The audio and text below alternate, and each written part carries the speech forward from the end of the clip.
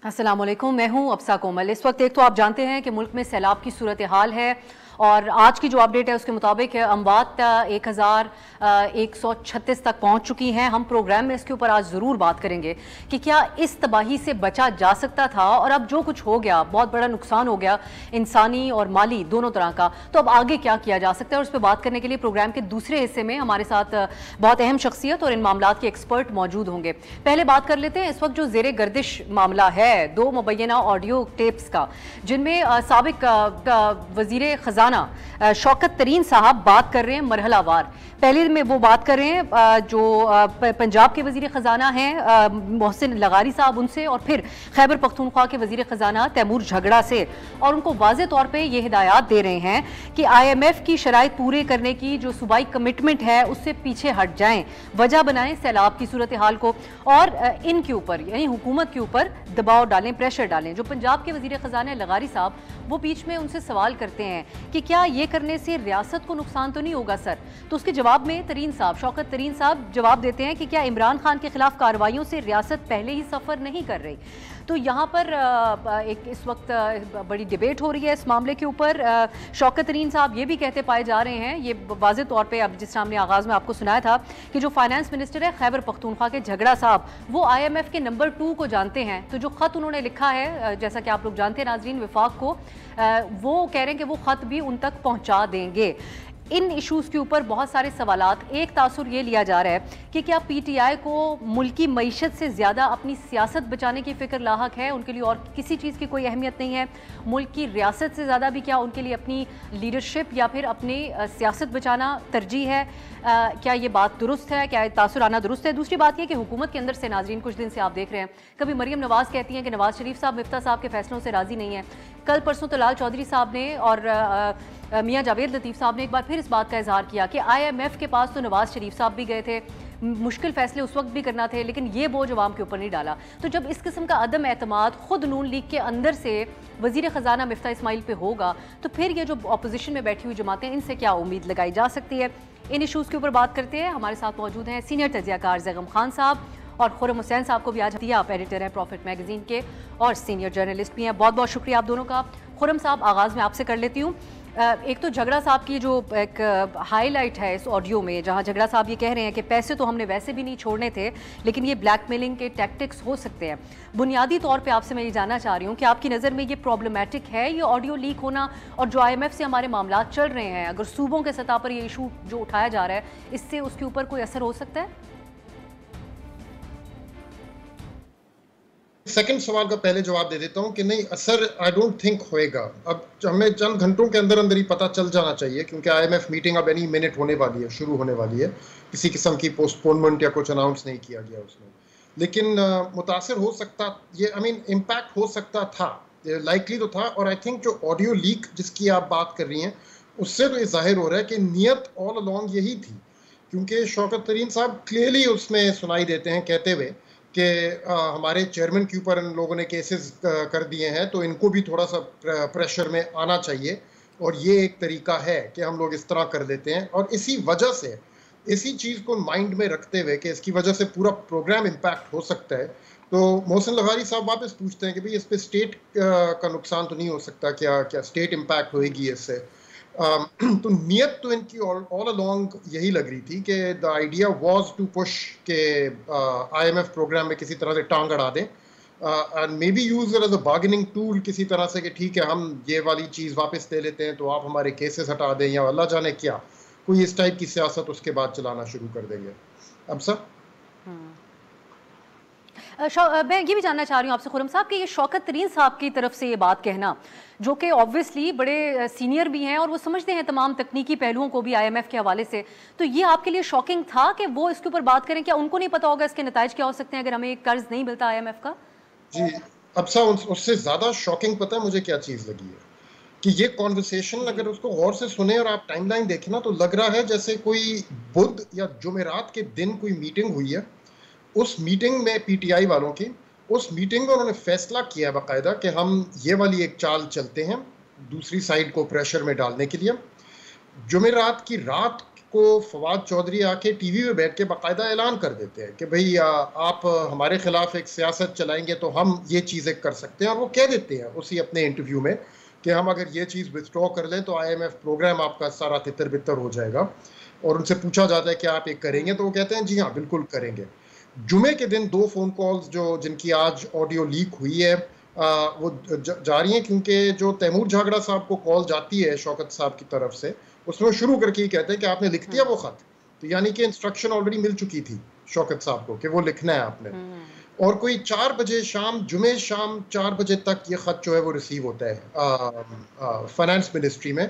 और मिफ्ता साहब ने आज हमें बताया कि घंटे के अंदर अंदर जब उन्होंने IMF से रब्ता किया तो उन्होंने बताया कि हमारे पास तो ऑलरेडी मौजूद है, हमें मिल चुका है ये खत।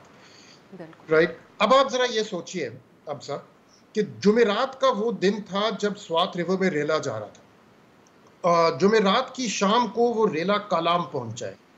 जुमेरात के रात कोई 2:30 या 3 बजे के दरमियान वो रेला जो है बहरीन में आया है, और उसके बाद फिर वो स्वात रिवर से नीचे क्रॉस किया है।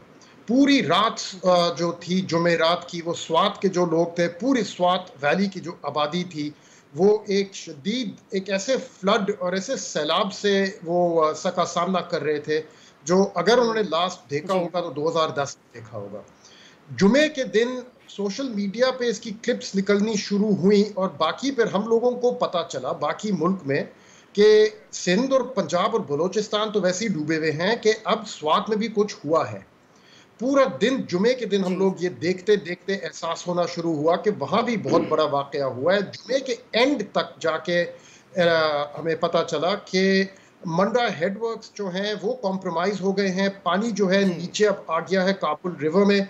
और जुमे की दिन चारसादा और नौशेरा के लोगों को डिस्ट्रिक्ट एडमिनिस्ट्रेशन घरों घरों में दरवाजे दरवाजे पे जाके उनको कह रही थी इवैक्यूएट करो। ये वो रात थी जब चारसादा और पेशावर के लोग सड़कों पे निकल के जब भागते हुए नजर आ रहे थे हमें रेले के रास्ते से हटने के लिए।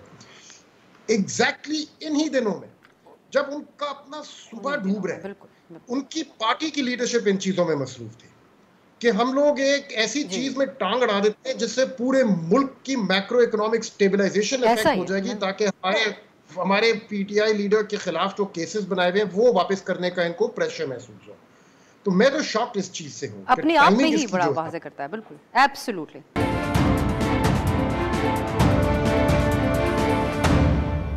ज़ैकम साहब, ये बिल्कुल एक तो जो बात निशानदेही की गई है खुरम साहब की तरफ से, एक इसके ऊपर वजाहत देने की कोशिश तो की जा रही है। ये बात अपनी जगह मौजूद है कि जो रियासत की डेफिनेशन है PTI की वो क्या है। जिस तरह शौकत साहब कह रहे हैं कि अगर हमारे चेयरमैन के साथ करेंगे तो हमारी नज़र में कोई भी चीज़ अहम नहीं है। तो अब दूसरी बात यह है कि उनकी तरफ से ये कहा जा रहा है कि हम फैटिफ के ऊपर जब कानून साजी कर रहे थे तो इन जमातों ने जो इस वक्त हुकूमत के अंदर बैठी हैं वो भी तो कौमी मामला था, तो उसके ऊपर इन्होंने हमसे कहा कि हमारे नैब के केसेस खत्म कराए जाएं, हम फिर करेंगे। तो क्या आप समझते हैं कि वही किया जा रहा है जो उनकी तरफ से किया जाता है, या ये आपकी नज़र में ये एक लाइन क्रॉस की गई है आज PTI की तरफ से जो ऑडियोज आई हैं सामने? अफसर साहिबा, लाइन क्रॉस की गई है, इसमें कोई शक नहीं है।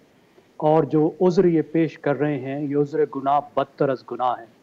और जिन चीज़ों के साथ ये कंपेयर कर रहे हैं, जिस लेजिस्लेशन के साथ कंपेयर कर रहे हैं, वो कंपैरिजन बनता ही नहीं है। वहाँ पे कोई ऐसा मामला नहीं था कि अगले दिन फैटफ आपको ब्लैक लिस्ट में डालने लग जाए। हम उस वक्त भी ब्लैक लिस्ट में नहीं गए, अभी भी नहीं गए, ग्रे में थे, इस वक्त भी ग्रे में हैं। उस कानून के जाने की वजह से भी हम ग्रे में ही रहे, अगरचे वो एक ठीक कदम था जो हमने करना था। और जिस तरह की बारगेनिंग और गुफ्तगू होती है वो हुई, शायद उससे बेहतर हो सकता था, लेकिन कोई कंपैरिजन नहीं है। इस वक्त जो एक प्लान सबूटैज किया गया खुरम साहब ने टाइम लाइन्स के साथ बहुत तफसील के साथ और अच्छी तरीके से समझा दिया कि शक ही नहीं बचती। एक तो आप इसका कैलस होना देखिए कि किस बेरहमी के साथ ये चीज़ प्लान की गई है। यानी एक तो कोई शक ही नहीं है कि एक प्लान सबूटैज था पाकिस्तान की मैक्रो इकानमी का, एक ऐसे वक्त में जब पाकिस्तान अपनी तारीख के 2 बड़े बहरानों से गुजर रहा है। एक बहुत बड़ा माशी बहरान है जिसमें लोगों का अमल दखल है। देखिए, शौकत तरीन साहब पहले उन्होंने जो एक्सपेंशनरी पॉलिसीज अपनाई, खुरम साहब मजीद उसमें वजाहत कर सकते हैं, वो बहुत बड़ी वजह है उस क्राइसिस का जिसमें हम गए। सेकेंडली, उन्होंने जिस तरीके से फिर उसके बाद सब्सिडी दी, जबकि आपके बजट में कोई गुंजाइश नहीं थी, 5,500 अरब का आप बजट का खिसारा करके गए। आप कितना बड़ा आप सर्कुलर डेट छोड़ के गए, 4,000 अरब का सर्कुलर डेट, 1,500 का तो ये गैस सेक्टर में ही छोड़ गए। उस वक्त में आपने एक ऐसा स्टेप लिया जिसकी वजह से IMF का प्रोग्राम रुका और पाकिस्तान इतने माशी बहरान में गया कि उस प्रोग्राम को रिज्यूम करने के लिए पाकिस्तान को क्या कुछ नहीं करना पड़ रहा, बजाय इसके कि वो जिम्मेदारी को महसूस करें। और वो एक बहरान, और दूसरा बहरान कि पाकिस्तान एक इतने बड़ी कुदरती आफत से गुजर रहा है। देखिए 2010 से इसका कंपैरिजन नहीं बनता है। मुझे नहीं लगता कि 70 साल में पहले इतना बड़ा कोई तूफान आया हो।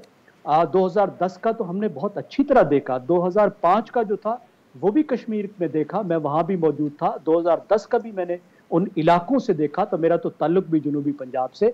देखिए वो फ्लड जो था वो दरियाए सिंध के साथ साथ था, वो दरियाए सिंध ने फ्लड किया था।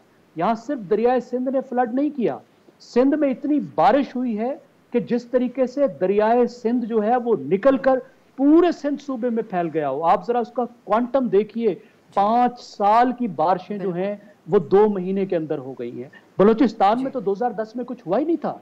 इस वक्त बलूचिस्तान में देखिए क्या हालत है।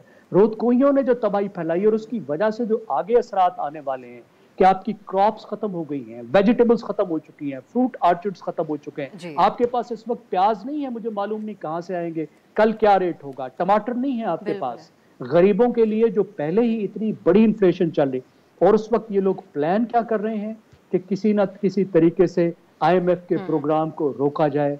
I am shocked.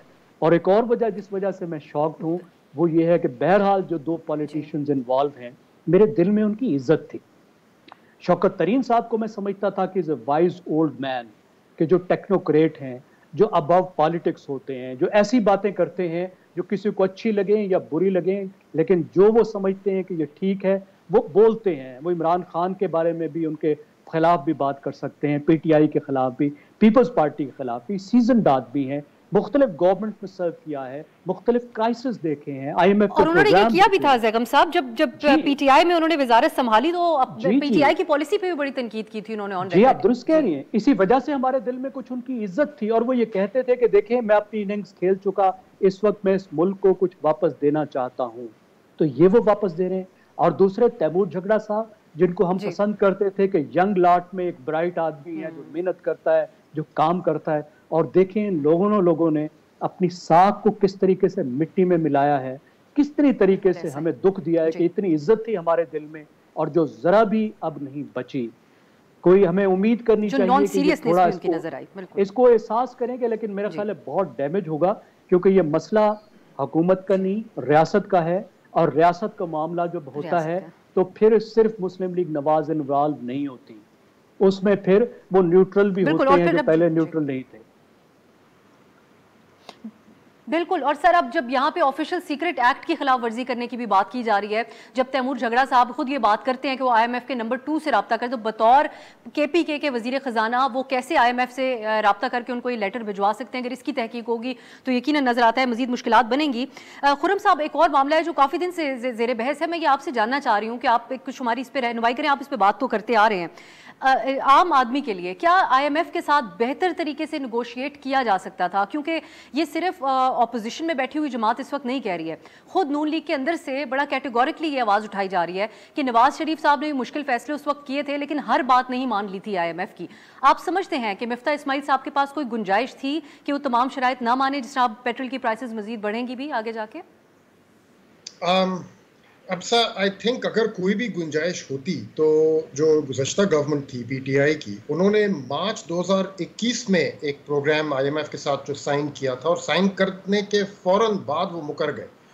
होगा जब हफीज़ शेख साहब को निकाला गया था और शौकत तरीन को लेके आए थे एज फाइनेंस मिनिस्टर, तो तब से लेके फरवरी तक शौकत तरीन साहब इसी कोशिश में लगे रहे कि मैं किसी ना किसी तरह इन कंडीशंस को सॉफ्टन कर दूं, नरम कर दूं। और आपको याद होगा जब शौकत तरीन साहब आए थे, उन्होंने आते साथ ये बात कही थी कि हम तो इस प्रोग्राम को रीनेगोशिएट करेंगे। फरवरी में जाके जो चीज़ उन लोगों ने फाइनली साइन की, या जनवरी में साइन की, जो फरवरी में फिर रिलीज हुई थी उसकी डिटेल्स, वो तो वही चीज़ थी जो मार्च में हुई थी साइन। और आपको याद होगा कि at the end of the day उन्होंने लास्ट मिनट पे रेल रोड करके 2 क्रिटिकल बिल्स, स्टेट बैंक की ऑटोनॉमी का बिल और एक और था फैटफ के लिए, उनको रेल रोड करके पार्लियामेंट के थ्रू गुजारा था, सिर्फ और सिर्फ क्योंकि IMF की वो डिमांड थी जिससे वो IMF को पीछे नहीं हटा सके। और मुख्तलिफ जो उसमें टारगेट्स थे वो तो सॉफ्टन कुछ हद तक हुए हैं, लेकिन वो तो इसलिए हुए हैं क्योंकि प्रोग्राम का एंड पॉइंट नज़दीक आ रहा था, और जो ओरिजिनल टारगेट्स थे प्रोग्राम के उसमें तो ऑलरेडी को 9 महीने लूज हो चुके थे, क्योंकि मार्च 2020 से लेके मार्च 2021 तक तो प्रोग्राम ही इनएक्टिव था कोविड की वजह से। तो टारगेट्स उस तरह से, तो अगर कोई भी गुंजाइश होती तो ये आई थिंक उन दिनों में शौकत तरीन साहब ढूंढ लेते, लेकिन वो नहीं ढूंढ सके ना, क्योंकि जो चीज़ उन्होंने साइन की है जनवरी में, तकरीबन अब हम देख लेंगे, अभी उसके डॉक्यूमेंट्स रिलीज होंगे बोर्ड अप्रूवल के बाद, लेकिन चीज़ तो बेसिकली वही है। इसमें जो भी पावर टैरिफ में हाइक्स आई हैं वही हैं जो जनवरी प्रोग्राम में थी, जो पेट्रोल प्राइसेस में एक्शन ली गई है वही है जो जनवरी में एग्री किया गया था, जो टैक्सेस का टारगेट लगाया गया है वही है जो जनवरी में एग्री किया गया था। इनफैक्ट मिफ्ता साहब को तो ये पता चला है पावर में आने के बाद, अपने ओहदे में आने के बाद, कि IMF तो डट के उसी पोजीशन पे खड़ा है जहां वो जनवरी में खड़ा था, कि भाई आपकी तरफ से शायद एक गवर्नमेंट चेंज हो गई है, दूसरी आ गई है, हमारी तरफ से तो हम स्टेट ऑफ पाकिस्तान के साथ डील कर रहे हैं, वो कह रहे थे। और स्टेट ऑफ पाकिस्तान चाहे आप संभाल रहे हैं दूसरी संभाल रहे हो, स्टेट ऑफ पाकिस्तान ने ये वाला रास्ता चलना है, एंड ऑफ स्टोरी।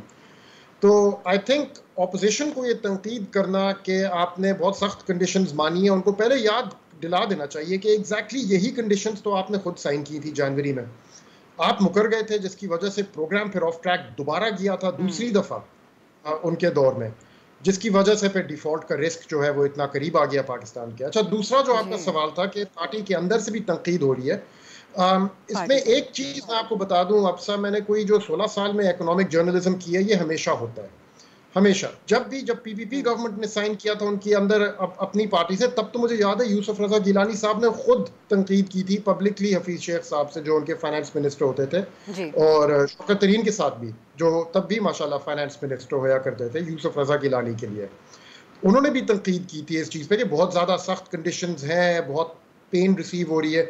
यही चीज़ PMLN के दौर में भी हुई थी, और ये चीज़ इमरान खान की पार्टी ने फेस की थी जब उन्होंने जुलाई 2019 से लेके मार्च 2020 तक ये प्रोग्राम इम्प्लीमेंट करने की कोशिश की थी, और तब भी उनकी पार्टी के अंदर से इस तरह की तनकीद होती थी।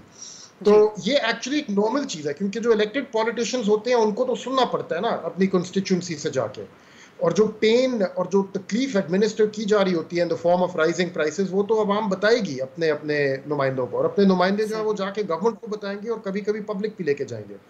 तो ये तो होता है, लेकिन आई थिंक यहाँ पे मिफ्ता साहब को थोड़ी बैकिंग की जरूरत होगी, अगर उन्होंने कामयाबी से ये वाला रास्ता चलना है, अपनी पार्टी में से उनको बैकिंग की जरूरत होगी। जी जैगम साहब, आप हम इसको अगर जितना भी पॉलिटिकली देखें, अभी पंजाब का इलेक्शन हो या जो कराची में इलेक्शन हुआ, उसमें जो नताइज निकल रहे हैं वो ये बिल्कुल अंडरस्टैंडेबल बात है कि सियासतदानों को अब आवाम के सामने जवाब देना होता है, लेकिन जब खुद पार्टी के अंदर, और इस तरह की माजी का जो खुरम साहब हवाला दे रहे हैं, मुख्तलिफ अदवार में बहुत सी चीज़ें हुई, लेकिन इस वक्त भी ये भी तो हिस्टोरिक पोलराइजेशन है मुल्क के अंदर। एक सियासी जमात है, उनका बिल्कुल ऐसा नैरेटिव है जो सेल हो रहा है, लेकिन वो प्रैक्टिकल नहीं है। तो इस सारी सूरत हाल में क्या बड़ी क्लैरिटी नहीं होनी चाहिए गवर्नमेंट के अपने सर्कल्स के अंदर? यहाँ तो बड़े वाज़े तौर पे गुड कॉप बैड कॉप, और हम इसके ऊपर पहले बात भी कर चुके हैं, नजर आ रहा है कि आए रोज प्रेस कॉन्फ्रेंसेस करने की क्या जरूरत है नून लीग के अंदर से लोगों को? जी बिल्कुल, क्योंकि नून लीग के अंदर जो लोग हैं वो महसूस कर रहे हैं कि जो स्टेप्स लिए गए हैं और जिनके बगैर चारा नहीं था, उससे उनकी सियासत पे असर पड़ रहा है। वापस उन्होंने अवाम में जाना होता है, अपने हलकों में जाना होता है, और लोग नाराज़ हैं, और लोगों ने नाराज़गी का इजहार भी किया है। अब सवाल ये है कि एक दफ़ा जब वो हुकूमत में आ गए, तो उससे पहले जो कुछ भी हुआ था, इस वक्त तो वो लोग हुकूमत में हैं, और इस वक्त तो जाहिर है हम सब का मुतालबा और हालात का तकाजा ये है कि जो स्टेप्स लेने हैं वो लिए जाएं, पाकिस्तान को डिफ़ॉल्ट से बचाया जाए, पाकिस्तान की मईशत को दोबारा स्टेबिलिटी की तरफ लाया जाए। ये तो मतलब करना उनके लिए लाजिम है, और लोग नाराज़ उनसे होंगे, और उनके साथी भी उनके साथ नाराज़ होंगे, और सियासी कीमत उन्होंने दी भी है, और शायद और भी देनी पड़ेगी। ये तो उन्हें करना ही होगा। लेकिन मैं समझता हूँ इसके अलावा भी मुस्लिम लीग नून में बहुत से और मसाइल आ गए हैं, जो मसाइल उनके लिए एक सियासी तौर पे मुश्किलात पैदा कर रहे हैं। एक तो नवाज शरीफ के ना होते हुए, यानी फैमिली की जिस ब्रांच की तरफ डायनेस्टी चली गई है, वो ब्रांच जो फैमिली की है, शहबाज शरीफ साहब और उनके साहिबजादे, वो बिल्कुल कैरिज्मेटिक नहीं है। इस वक्त मुस्लिम लीग नवाज जो है, it is led by people who are not charismatic at all. और शहबाज शरीफ साहब जो हैं वो बहुत अच्छे मैनेजर होंगे, लेकिन वो प्राइम मिनिस्टर का स्टफ नहीं साबित हुए। जिस तरीके की लीडरशिप उन्होंने देनी थी या देनी चाहिए थी, वो नहीं दे सके। लोग जो साथ रहे हैं वो मरियम नवाज के साथ रहे हैं। पिछले 4 साल में पार्टी को तो मरियम नवाज ने जिंदा रखा है। मरियम नवाज की वजह से मुस्लिम लीग नवाज जो है वो मुसलसल एक बाई इलेक्शन के बाद दूसरी बाई इलेक्शन जीतती रही, लेकिन जब हुकूमत में तब्दीली आई तो वो तो साइड लाइन हो गई। ना उनके पास पार्टी है, ना वो वजीर आजम है, ना वो वजीर आला है। वो सिर्फ तकरीरबाज हैं कि वो सिर्फ तकरीर करती हैं, चुप हो जाती हैं, स्टेटमेंट्स देती हैं। तो उनके पास तो ना लीडरशिप है, जिसके पास कैरिज्मा है उसके पास ना तो लीडरशिप है और ना उसके पास ओहदा है, और जिसके पास ओहदा और जिसके पास लीडरशिप है उसके पास कैरिज्मा नहीं है। तो ये क्राइसिस मुस्लिम लीग नवाज का जो इस वक्त सक्सेशन का है, वो भी मेरी नजर में एक बहुत बड़ा मसला है कि इन हालात में, यानी जिस आप बात करें ये इकोनॉमी जैसे जी लीडरशिप कतक रामी की माजिद आप ये जी आप कह लें, कंप्लीट कर लें सर। जी मैं यही अर्ज कर रहा था कि इकोनॉमी के मसाइल तो बिल्कुल हैं, और जब भी कोई मुल्क IMF के पास जाता है तो लोग नाराज होते हैं, हुकूमत को भी सजा देते हैं, पीपल्स पार्टी को भी बड़ी सजा मिली थी। लेकिन उसके साथ जो दूसरे पॉलिटिकल मसाइल हैं वो भी उसका बहुत बड़ा मसला है कि इनकी कम्युनिकेशन भी अच्छी नहीं है। उस तरह से जो लोगों की और खासतौर पे नौजवानों की नब्ज पे जो हाथ होना चाहिए था वो भी नहीं है। पार्टी के अंदर एक सक्सेशन का और लीडरशिप का क्राइसिस भी मौजूद है। इसको जैगम साहब हम आपके साथ एक्सप्लोर करना चाहेंगे जो आपने बात की शहबाज साहब के हवाले से कि वो मैनेजर के उनकी एक पंजाब के CM के हवाले से था, लेकिन अब जो लीडरशिप की उनसे मैं चाहूंगी कि हम आने वाले दिनों में इस पर बात करें कि किस किस्म की तवक्कुआत पार्टी के अंदर से होंगी। आज के लिए बहुत शुक्रिया जैगम खान साहब आपका और खुर्रम हुसैन साहब आपका। नाज़रीन आपने दोनों की गुफ्तगू सुनी और मुझे उम्मीद है कि इस बात की संजीदगी ज़रूर इस्टेब्लिश हुई होगी कि जो ऑडियो है ये बड़ी संजीदा नौयत की इसके अंदर बात की जा रही है, जिसने बहुत से लोगों को सरप्राइज़ और शॉक कर दिया है।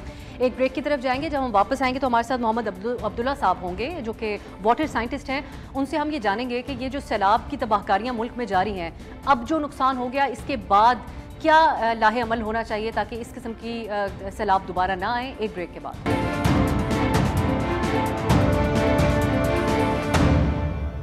ब्रेक के बाद खुश आमदीद। जैसा कि हमने कहा कि हम बात करेंगे सैलाब के हवाले से, तो इसमें अपडेट ये है कि जो पिछले 24 घंटे हैं उसकी जो अभी रिपोर्ट हमें मिल रही है उसमें अब पूरे मुल्क में कुल जो अमवात हैं उनकी तादाद 1136 तक पहुंच चुकी है। और हालात इस हद तक ख़राब हैं कि गिलगित जाने वाला रास्ता वो पुल बह गया तो उसकी वजह से लोग फंस चुके हैं। KPK हो, बलूचिस्तान हो या सिंध, सूरत हाल अभी तक वही है। और पंजाब के मुख्तलिफ इलाकों में भी हमने दावत दी है। मोहम्मद अब्दुल्ला साहब को, आप वाटर साइंटिस्ट हैं और एक्सपर्ट हैं आप फ्लड रिस्क मैनेजमेंट के। बहुत शुक्रिया अब्दुल्ला आपका। पहले तो मैं आपसे बड़ी बुनियादी सी बात पूछना चाहती हूँ जो कि आज बहुत से लोगों के जहनों में है। ये आज जिस सिचुएशन का हम शिकार हैं, ये आपके ख्याल में क्लाइमेट चेंज इसकी एक ज़्यादा बड़ी वजह है या फिर हमारे इंतज़ामी नाअहली? कि हमारे पास मेट डिपार्टमेंट की रिपोर्ट्स तो मौसम के बारे में थी कि हो रही हैं बारिशें और मज़ीद भी होंगी, तो दोनों में से ज़्यादा आप किसको वजह समझते हैं? मैं तो इंतज़ामी जो है ना हमारी कह लें नाअहली, उसी को ही ठहराऊँगा। हम अक्सर सुनते हैं कि यार इंडिया ने पानी छोड़ दिया है या ये हो गया या वो हो गया, पेश की इतला नहीं दी गई, हमें बताया नहीं गया। बता देते तो आप क्या कर लेते? मुझे बताएं आपके पास डाउन स्ट्रीम में स्टोरेज है किधर? जब से आपका ड्राई सीज़न होता है तब आपका जो डैम्स हैं वो नीचे पानी नहीं देते। 3 महीने पहले सिंध वाले रो रहे थे कि हमारा पानी खा लिया गया, कराची वाले। अब जब सैलाब आता है तो आपके पास फिर स्टोरेज नहीं है, आप डैम्स का स्पिलवे खोल देते हैं कि कहीं हमारा डैम ना टूट जाए, हमारे बराज ना टूट जाए, और आप पानी फिर नीचे ले आते हैं। तो क्लाइमेट चेंज को बहाना नहीं हमें बनाना चाहिए। 1/3 of the country was already in water in 2010, तो अब फिर उस तरह से हो गया। फ़र्क इतना पड़ रहा है कि अगर तब 300 mm थी, अब ज़रा 350 mm होगी। अगर आज 350 mm है तो क्लाइमेट चेंज की वजह से वो 400 या 450 हो जाएगी। उसका इम्पैक्ट थोड़ा थोड़ा बढ़ता जाएगा, थोड़ा सा शायद ज़्यादा हो जाएगा वक्त के साथ साथ। लेकिन हमारे 75 सालों में कोई फ्लड रिस्क मैनेजमेंट पॉलिसी है ही नहीं। हमने आज तक सुना ही नहीं कि फ्लड रिस्क मैनेजमेंट पॉलिसी हमारी क्या है। कहीं आपने देखे हो, कहीं मैप्स देखे हो, कहीं आपने देखा होगा यार अच्छा ये फ्लड हैजर्ड मैप हमारा बना हुआ है, यहाँ पे मैंने कंस्ट्रक्शन नहीं करनी, ये मेरा रिवर का बेड है। और हमारा अब कराची जो है, हम हर चीज़ छोड़ दें, सिर्फ कराची की बात करते हैं या सिंध की बात करते हैं। अभी सखर है, लाड़काना है, उसका एक ही मसला है, ना तो उसका बारिश से मसला है, ना उसका फ्लैश फ्लडिंग का मसला है, ना उसका दरिया सिंध का मसला, उसका एक मसला है उनका सीवरेज सिस्टम चोक किया हुआ। जब वहाँ पे आपने वेस्ट, कराची इस वक्त दुनिया का चौथा लीस्ट लिवेबल सिटी है, बिल्कुल बिल्कुल, वहाँ पे इतना कूड़ा, इतना कचरा है कि वहाँ पे आप जाएं तो आपको लगता है यार कि मतलब is this the x capital of my country, ये कैपिटल हुआ करता था और अब इसकी ये हालत है। जब आपकी ड्रेनेज, आपकी नदी नालियाँ जो हैं वो कूड़े से भरी हुई हैं, पानी को जाने का रास्ता ही नहीं है, फिर आप कहें जी क्लाइमेट चेंज, ये तो बहाना है। तो पूरे मुल्क में यही वजह बनी है। कहीं पे कंस्ट्रक्शन 6 टाइप्स होती हैं फ्लडिंग की ना। प्लीज बताएं। एक होती है अर्बन फ्लडिंग, जब आप जो है बहुत ज़्यादा अर्बनाइजेशन बगैर सोचे समझे करते हैं। जैसे इस्लामाबाद के पुराने सेक्टर्स में नहीं पानी खड़ा होता क्योंकि वहाँ पे हमारे पास हाइड्रोलॉजिकल प्लान्स हैं और वहाँ पे जो है हमने नाले बनाए हुए हैं। नए सेक्टर हैं 11 है, आपने नाले की ज़मीन पे बना दिया, आप तबाह हो गए। ये हो गया अर्बन फ्लडिंग। दूसरा आपका हो जाता है ये फ्लूवियल फ्लडिंग, जो मैंने आपको भी बताया। फ्लूवियल हमें देखने, और फ्लैश फ्लडिंग, फ्लैश तो होता है ना अचानक से दरिया में आ गया, और फ्लूवियल भी रिवराइन होता है। ये होता है जो हमने स्वात में देखा, इसको हम फ्लूवियल कहते हैं जब फ्लो रिवर का बाहर आ जाता है। जब उसका सीजन होता है, एक्चुअली हम समझते हैं 4 मौसम होते हैं, मौसम होते हैं 5, summer, winter, spring, autumn and floods. Flood is a season. आप देखें, अगर सपोज करें आप का एक घर है इस्लामाबाद में, लेकिन आप बाहर रहती हैं, आप मुलाजिम को कहते हैं कि मेरे घर की हिफाजत करें, वो आपकी हिफाजत पे ममूर हो जाता है। आप कई मर्जी, आप हर साल आएँ, 5 साल बाद आएँ, 10 साल बाद आएँ, पर वो घर आपका है। आप एक दिन 5 साल बाद आती हैं, आप देखते हैं कि आपके जो बेडरूम है उसके अंदर जो है वो आपका मुलाजिम है, उसकी फैमिली है, और उन्होंने जो है ना फुल कब्जा किया हुआ। आप आएंगे उसको यूं करके निकालेंगे बाहर कि दफा हो जाओ यहाँ से। तो ये जगह होती है फ्लड की, ये है नेचर की जगह। नेचर नहीं आपको बताएगी कि मैं 5 साल बाद आना है, मैंने 10 साल आना, फिर नेचर आपको यूं करके निकालती है। अगर हम नस्ला टावर गिरा सकते हैं कि वो गैर कानूनी बना हुआ है, तो ये जितने भी लोग रिवर बेड पे गैर कानूनी रहते हैं, इनको हम क्यों नहीं उठा के बाहर फेंक सकते हैं? इनकी तबाही का जो है खमियाजा भुगतना पड़ता है डाउनस्ट्रीम वालों को भी। अब वहाँ पे जो कंस्ट्रक्शन हुई है वो सारा कंक्रीट जो बहकर नीचे आएगी, वो लोगों के सरों में लगेगी, जो लोग मरेंगे उसका कौन जिम्मेदार है? बिल्कुल। और मेरे लिए बड़ी हैरत की बात थी, जो शॉर्ट ब्रेक की तरफ जाने, वापस आके इस पे बात करेंगे। वो इमारतें, जो होटल खासतौर पे गिरा, वो पहले भी गलत जगह पे तामीर था, उन्होंने उससे बड़ा होटल वहीं पर तामीर किया, और इस बार अफसोसनाक तरीके से वो भी पानी बहा कर ले गया। आगे क्या किया जा सकता है, ये हम अब्दुल्ला साहब से पूछते हैं एक ब्रेक के बाद।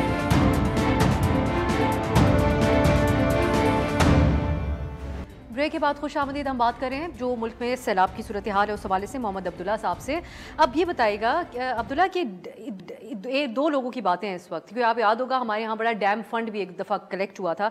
बहुत से लोग ये बात करते हैं कि अगर डैम हमने बनाए होते तो आज इस हालात का शिकार ना होते। क्या ये बात सच है या मिथ है? और साथ ये भी आप मशवरा दीजिएगा कि 1-2 इमरजेंसी बेसिस के ऊपर क्या चीज़ें हैं जो हुकूमत अब कर ले इस एक्सपीरियंस के बाद। ये बात ना मैं लोगों को देख के बताना चाहता हूँ। आपने जाना है अमेरिकन रिवर्स की वेबसाइट पे और आपने देखना 1912 से लेके अब तक कितने डैम्स यूएस ने डिसमेंटल कर दिए हैं, मोर देन 1700। और 1990 से 2015 के अंदर उन्होंने 900 डैम डिसमेंटल किया है, क्योंकि ये आउटडेटेड टेक्नोलॉजी है and it doesn't work. Flood की 6 किस्में होती हैं, जिस तरह हर कैंसर की टाइप होती है और उसका अपना इलाज होता है, हर फ्लड जो है उसका अपना इलाज होता है। अब कराची के अंदर आपका जो है सीवरेज चोक किया हुआ, तो डैम क्या करेगा? और अगर इतना ही अच्छे डैम थे हमारे, वो इतना ही हमें बचाते थे, तो अभी 3 महीने पहले सिंध वाले रो रहे थे कि खुशहाली हुई है, बचाता उसको, डैम पानी देता।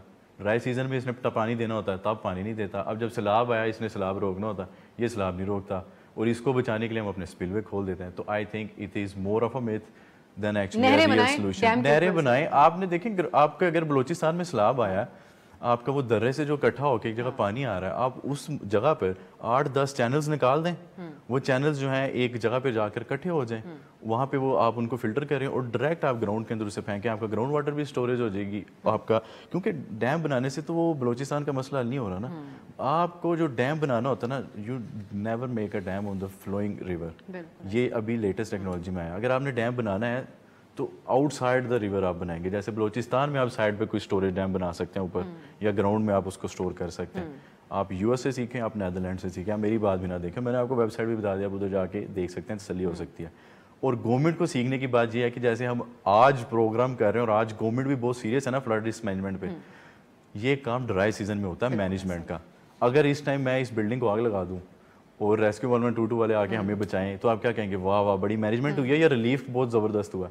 ये हम फ्लड रिस्क मैनेजमेंट नहीं, हम फ्लड रिलीफ मैनेजमेंट कर रहे हैं। हो गया, बोरियां दे दें, हमारी तस्वीरें खींच लें, जहाज से हम वो फेंक रहे हैं। NDMA या NDR है, नेशनल डिजास्टर मैनेजमेंट है आप, या आप नेशनल डिजास्टर रिस्पांस अथॉरिटी हैं। मैनेजमेंट तो पहले आपने करनी होती है डिजास्टर आने से।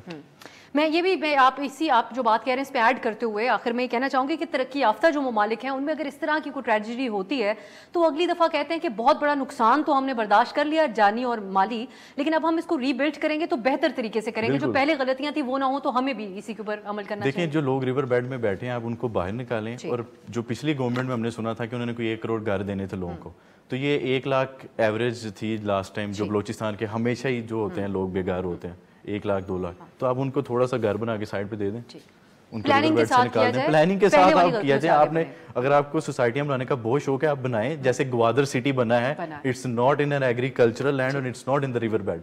आप उस तरह से जाके, दुबई की भी मिसाल है, आप वहां जाते हैं बहुत खुश होते हैं, कतर है, सहरा अगर वो सब्ज कर सकते हैं, हरे भरे कर सकते हैं, तो हम क्यों नहीं। बहुत बहुत शुक्रिया मोहम्मद अब्दुल्ला साहब आपका। नाजरीन, ये मामला बड़ा संजीदा है। जाते जाते अपील एक बार फिर आपसे करेंगे, क्योंकि इस वक्त मुल्की क़यादत भी कह रही है, पूरी दुनिया से भी पाकिस्तान में एहतियात देने की अपील की जा रही है, तो हमें भी अपने दिल बड़े करने चाहिए। इन हालात में जो लोग हैं उनको अपनी एहतियात ज़रूर उन तक पहुँचाने चाहिए। आज के लिए इजाज़त दीजिए, खुदा हाफिज़।